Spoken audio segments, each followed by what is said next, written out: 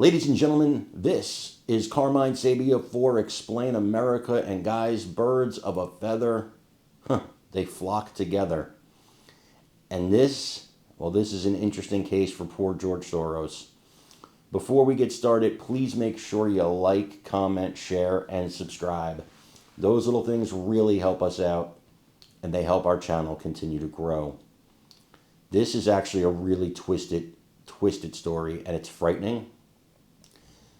But I'm going to try and tell it to you as best I can without getting in trouble with the censors. So, the indictments are coming down fast and furious. You've seen James Comey. You know Soros is on the radar. You know that Adam Schiff is on the radar. Eric Swalwell's on the radar. There's a lot of people on the radar of this Justice Department. In fact, we just learned that not only is Letitia James on the radar, but Fani Willis of Georgia, you guys remember her, she's on the radar as well. So a lot of people getting caught up in this. One of the people, and I don't know if it's connected to the Trump administration right now, but one of the people caught up and indicted is a guy who has been called Soros's right-hand man. What was he indicted for? Well, this gets really freaky. Again, I have to spell maybe this word out so we don't get hit by the censors. But apparently he and his wife were running an SE, another letter, dungeon. And they were bringing women in to their home, flying them in. And then once they were here, they would shock them during some SE blank acts.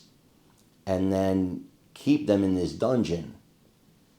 I'm assuming, this was kind of like almost a slavery or some kind of trafficking.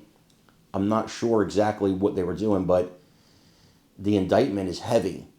And this guy, again, Soros's right-hand man, that brings up a lot of questions for me. Because if you're that close to somebody where they can call you their right-hand man, you got to know a lot about them. And you got to assume they would know a lot about you. Now, I'm not casting aspersions at George Soros. He's not been accused of any of this. And there's no indication he was involved in any of it. But it does bring to mind a lot of questions about the kind of people he associates with.